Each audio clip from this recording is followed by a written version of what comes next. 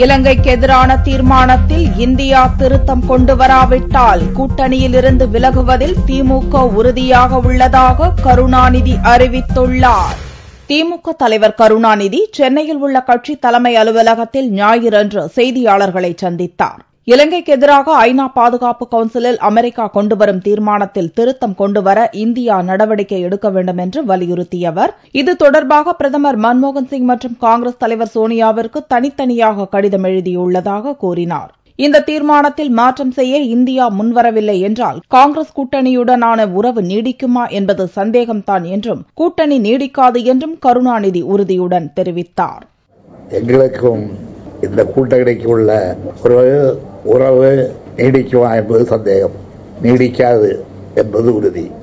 America ஏற்றுக்கொள்வதோ இல்லையோ, அதை கூட இந்தியா சொல்ல தவறினால் அது இலங்கை தமிழர்களுக்கு இழைக்கப்படும் பெருத்த அநீதி என்று நாங்கள் கருதுகிற காரணத்தால் தான் இந்த கூட்டணியிலே நீடிப்பதிலே அர்த்தம் இருப்பதாக தெரியவில்லை என்று நான் ஏற்கனவே சொல்லியிருக்கிறேன். அதையே இப்பொழுது சொல்லுகிறேன். போர்க்குற்றம் குறித்து சுதந்திரமான சர்வதேச விசாரணை குழு அமைக்க இந்தியா வலியுறுத்த வேண்டும் என்றும், குறிப்பிட்ட காலத்திற்குள் விசாரணையை முடிக்க நடவடிக்கை எடுக்க வேண்டும் என்றும் கருணாநிதி வலியுறுத்தினார்.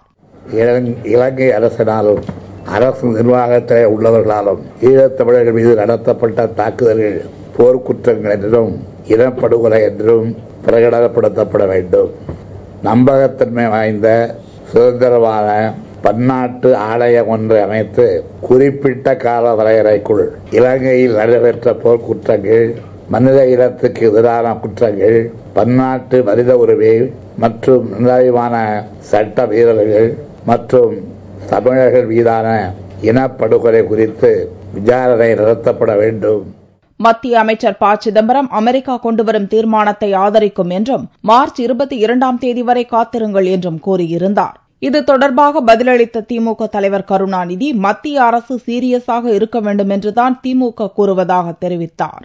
மத்திய அரசு சீரியஸாக ஆக்க வேண்டும் என்பதற்காகத்தான் இந்த திருத்தங்களை வலியுறுத்தி குறிப்பிட்டு இவற்றை இணைத்து அதன் அடிப்படையிலே விவாதித்து முடிவுகள் எடுக்கப்படாத பட்சத்தில் இலங்கையிலே வாழ்கின்ற தமிழர்களுக்கு நீதி கிடைக்க யாரும் முன்வரவில்லை என்றுதான் கனத்த இதயத்தோடு நாங்கள் முடிவுக்கு வர வேண்டியவர்களாக இருக்கிறோம். தீர்மானத்தில் திருத்தம் கொண்டு வராவிட்டால் இலங்கை தமிழர்களுக்கு அநீதி ஏற்படும் என்று கூறிய கருணாநிதி, சிங்களர்களும் புத்த பிட்சுக்களும் தமிழகத்தில் தாக்கப்படுவது சரியல்ல என்றும் கூறினார்.